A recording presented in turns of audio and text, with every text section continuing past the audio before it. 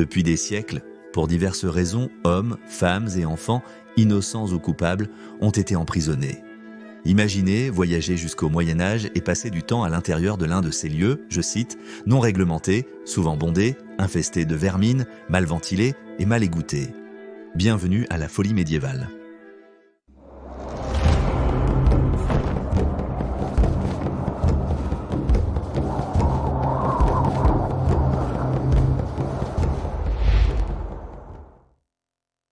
L'argent est roi. Comme souvent, l'argent parle, donc mieux valait aller en prison riche, ou au moins avoir des amis fortunés à l'extérieur. L'aumônier Papa Lamaurie de Montfort a été emprisonné en 1276 par son cousin, le roi Édouard Ier d'Angleterre, au château de Corfe. Il y résidait avec son entourage de 8 palefreniers et 4 valets. Il ne semble pas qu'Amaury ait eu trop de mal. La tour de la prison du château de Conwy a été érigée dans les années 1280 par Édouard Ier pendant sa conquête du pays de Galles. Le logement des criminels là-bas démontre la différence entre les classes de prisonniers. Les criminels présumés étaient de garder dans les chambres inférieures qui ne pouvaient être atteintes que par une trappe et étaient ventilées par une petite fenêtre en haut du mur. Mais vous pouviez simplement entrer dans les chambres des députés qui avaient des fenêtres bien plus grandes. Vous ne pouviez qu'espérer être envoyé dans l'une des prisons qui était considérée comme plus facile. Ludgate à Londres, ouverte vers 1378, a été temporairement fermée plusieurs fois car elle offrait un confinement considéré comme relativement confortable. De Ludgate, les condamnés étaient envoyés à Newgate, où beaucoup d'entre eux sont morts. La prison Fleet, considérée trop confortable, a été décrite par John Paston, qui y a été incarcéré 3 fois, comme une belle prison. La Fleet, comme la Tour, était une prison du roi où étaient généralement détenus ses débiteurs. Cela suggérait que les détenus provenaient probablement des classes supérieures. Mentir sur les raisons de son incarcération, même si on a été accusé d'une autre infraction, serait illégal et contraire à l'éthique. Il vous faudrait cependant un peu de monnaie pour y entrer. Le gardien demandait 2 shillings et 6 pence à la porte, un prix plus élevé que dans toute autre prison de Londres. Il est logique qu'au Moyen-Âge, si vous étiez un pauvre et petit criminel, vous seriez soumis à des conditions pires que quelqu'un de riche et un meurtrier. Cela semblait injuste, mais les médiévaux l'acceptaient volontiers. Payer le gardien de la prison pour des provisions de base comme la nourriture, la literie, le charbon et les lampes à des prix excessifs serait difficile sans apporter les vôtres. Au Moyen-Âge, les prisonniers démunis comptaient sur la charité, les aumônes et les aliments confisqués, grâce à la générosité des gens de l'époque. Et il y avait toujours l'option de partager un lit car cela revenait moins cher. Bien que la flotte ait pu être un bon choix, il y a eu des moments où la santé des prisonniers y était en danger. En 1354, certains bouchers ont jeté les entrailles d'animaux abattus dans un quai voisin, provoquant une mauvaise hygiène dans la prison. 2 ans plus tard, des travailleurs ont installé des tanneries près d'un fossé environnant et y ont construit des latrines sur les rives. Même en restant à la Tour de Londres, rien ne garantissait une détention salubre. En 1295, Mathieu de l'Échiquier se plaignait d'avoir été soumis à un certain nombre d'énormités pendant sa détention là-bas, disant qu'il était, je cite, « Igipkipan, mis dans la cave noire sur le sol nu, où il essayait de rester pendant 2 ans sans aucun type de feu ou de lumière, et il n'avait rien à boire sauf de l'eau du puits de la tour, où les rats se noyaient en eux-mêmes. Il semblait que même les vermines comprenaient que les conditions étaient trop épouvantables. » Les détenus seraient toujours influencés par l'extérieur et les événements au sein de la prison.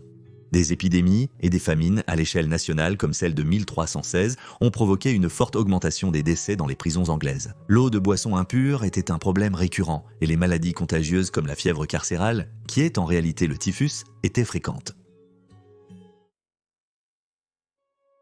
Évasion, vous auriez peut-être pu vous échapper si vous étiez chanceux. 4 détenus se sont évadés de la prison de Newgate à Londres en grimpant sur le toit avec une otage. Richard, fils de Nigel, s'est évadé de la prison d'Oxford en 1225 en sortant simplement à pied. Le manque de supervision à Oxford était un problème évident. Richard a justifié son évasion en disant que la prison lui faisait du mal. Il a été plus tard jeté en isolement à la prison de Northampton où il a dit avoir été mentalement affecté et croyait qu'un diable lui était apparu déguisé en moine. Il n'avait pas d'autre choix que d'arracher des pierres des murs et de les jeter sur le démon pour se défendre. Il avait tenté de s'évader de 3 endroits en utilisant cette méthode, en creusant un bassin plein, une brouette pleine, puis une charrette pleine de pierres. Malgré ses tentatives désespérées de s'évader, Richard a été traîné jusqu'au lieu d'exécution et pendu. Les menottes étaient souvent utilisées pour empêcher les évasions, bien que lorsque Richard a été mis au fer à Northampton, il a réussi à briser le clip de la chaîne qui le fixait au bloc.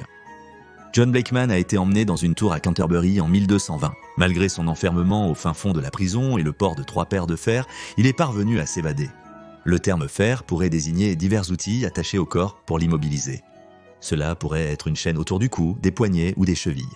John Pearce a écrit à un membre de la famille Paston dans le Norfolk qu'il était plus enchaîné que jamais et était menotté aux mains jour et nuit. En 1391, la prison de Northampton avait 2 colonnes de fer pour attacher les prisonniers munis de bols de mendicité.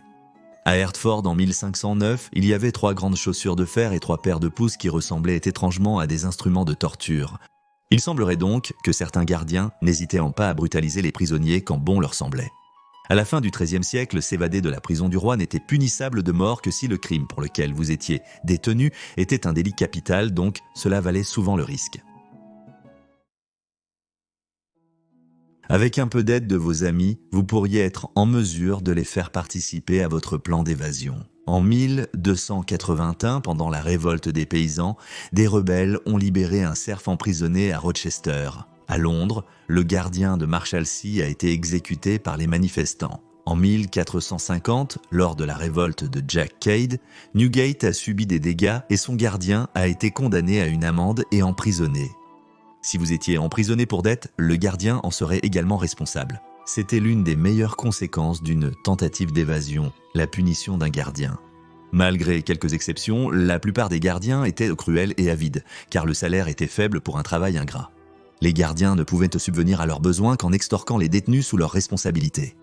Mais attention, vos codétenus pourraient également être tenus responsables de votre évasion, même s'ils n'étaient pas impliqués ou même au courant de vos intentions. En cas d'évasion et de capture, vous seriez généralement transféré dans une autre prison pour recommencer votre peine. Le temps purgé ne comptait plus une fois évadé. Captifs froids. Dans la campagne, il n'y avait pas de prison construite à cet effet. Un château semblerait être l'endroit évident pour loger un suspect, et beaucoup avaient des cachots juste pour cet objectif. Cependant, les prisonniers n'étaient pas toujours gardés dans le château même, mais dans des cages et cabanes autour de la cour, exposés aux éléments. En plus d'être une forme de punition, les stocks étaient également utilisés comme prison en plein air, et de nombreuses personnes y étaient redétenues jusqu'à ce qu'elles puissent être transférées pour être jugées. 4 paires de grands stocks en bois ont été construites à Chester en 1301 pour garder en sécurité les personnes accusées. À Salisbury, en 1384, des prisonniers sont morts après avoir été gardés dans les stocks pendant un hiver froid. La pourriture des pieds était fréquente pour ceux confinés au stock.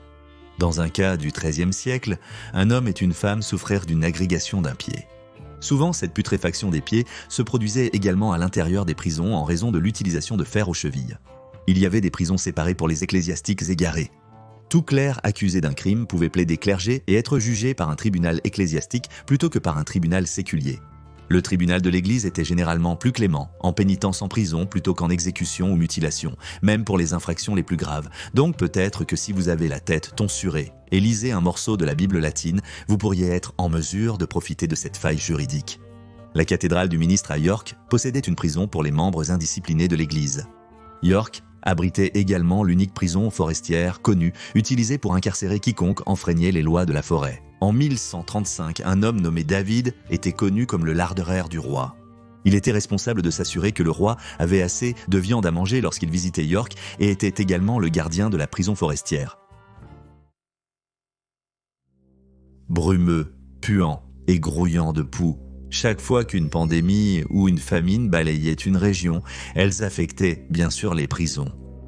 Les détenus ne reçoivent pas beaucoup de fruits et légumes frais pour les aider à rester en bonne santé et renforcer leur système immunitaire.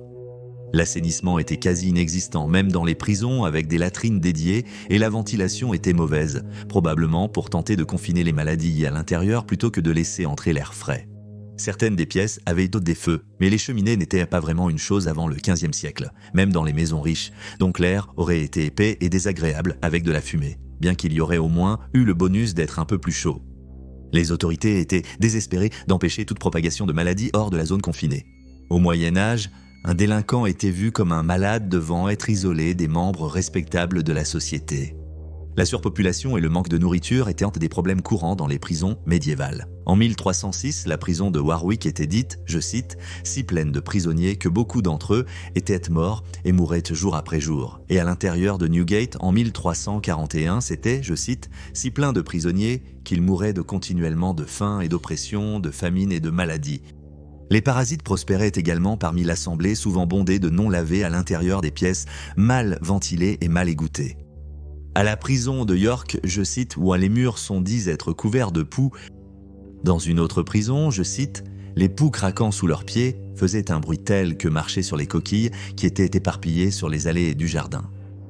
Être innocent et espérer un procès rapide et une libération était tout aussi désespéré. De nombreux suspects attendant des années pour obtenir justice. Au XIIIe siècle, un présumé voleur de chevaux a attendu 2 ans son procès avant d'être acquitté. À la prison de Guildford, une femme soupçonnée du meurtre de son mari a été oubliée pendant 20 ans. Voici quelques raisons pour lesquelles vous ne survivriez probablement pas un jour en prison médiévale. Mais la vraie question est, pourquoi voudriez-vous le faire ? Merci d'avoir regardé cet épisode de Folie médiévale. Abonnez-vous à la chaîne si ce n'est pas déjà fait. On se retrouve la semaine prochaine pour une nouvelle vidéo. Passez une excellente semaine. À la vôtre.